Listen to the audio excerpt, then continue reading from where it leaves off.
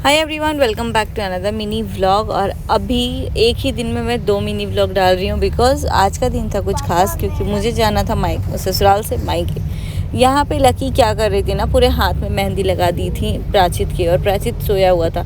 जैसे ही वो उठा वो सारा हाथ अपने आँख पे पोंछ लिया, और जैसे ही पोंछा वो पूरी मेहंदी इसके मुँह पे लग गई।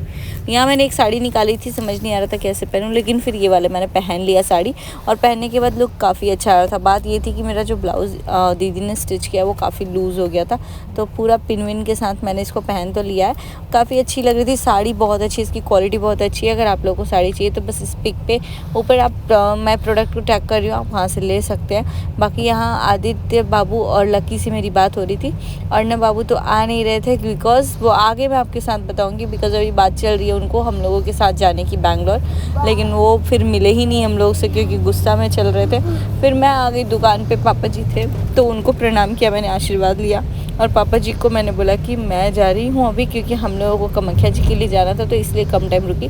पापा यहाँ पैसे दे रहे थे तो मैं बोली थी पापा जी आप तो साथ में चलेंगे हम लोगों के, तो फिर पैसे क्यों दे रहे हैं। तो पापा बोले कि हाँ हम चलेंगे कुछ भी हो।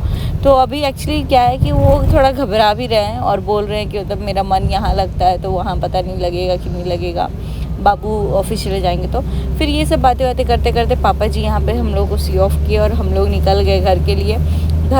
इसलिए निकले क्योंकि हम लोगों को ये था कि अगले दिन अर्ली मॉर्निंग हम लोग कामाख्या जी निकलेंगे। बाकी जो जैसा होता है वो आपके साथ आप लोगों को पता चल जाएगा। पापा मैं और मेरे पति देव, बच्चे सब हम लोग लेकर के चले गए। पापा आए थे मुझे लेने तो मैं आई। फिर सबसे पहले हम लोग पहुँचे शिवपुर गाँव। यहाँ मेरे बड़े पापा बड़ी मम्मी से मैं मिली, उनसे आशीर्वाद लिया, छठ था तो उन लोगों से बैठ के थोड़ी बहुत बात की। उसके बाद से मैं गई अपने घर पे और चाची लोगों से भी मिली। मेरी जो चाची का तबीयत ख़राब है, उनका तबीयत कुछ ज़्यादा ही ख़राब है। उन्होंने ऐसे हाथ हटाया तो मेरे हाथ पे मारी दी, तो वो चूड़ी से पूरा मेरा हाथ कट गया। दूसरे में फिर यहाँ घर आई तो यहाँ रंजना हम लोग का वेट कर रही थी बहुत देर से।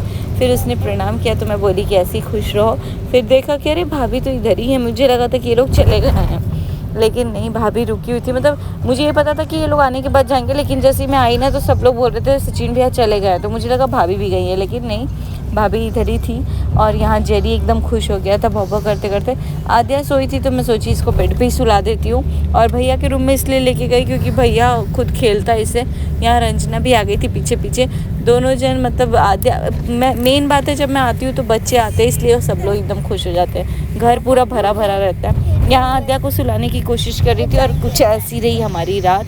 और गाड़ी में रह के मैं अभी वॉइस ओवर कर रही हूँ तो उसको थोड़ा मैनेज कर लीजिएगा आप लोग को। चलिए इस वीडियो को करते हैं यहीं पे, बाय बाय।